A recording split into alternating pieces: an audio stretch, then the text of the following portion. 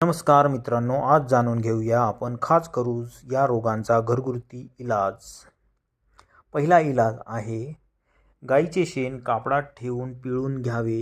यातून जे पाणी निघेल त्यात सम प्रमाणात रॉकेल मिसळून घ्यावे व हे मिश्रण दिवसातून 3 ते 4 वेळा कापसाने खरुजावर लावावे। लावण्या अगोदर जखमेला खाजवून घ्यावे।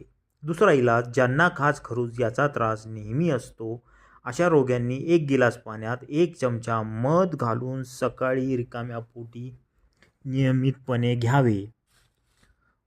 तिसरा इलाज, मोहरी राईच्या 250 ग्राम तेलात बकरीच्या लेंड्या 50 ग्राम टाकून गरम करावे व उकळून द्यावे व या तेलाने त्वचेवर मालिश करावी। अर्ध्या तासानंतर कोमट पाण्याने स्नान करून स्वच्छ कपड्याने अंग चांगले रगडून पुसावे। चौथा इलाज, कडुलिंबाच्या पानांना पाण्यात उकळून त्या पाण्याने स्नान केल्यास खाजेमध्ये आराम येतो, खाजखरूज कमी होतो।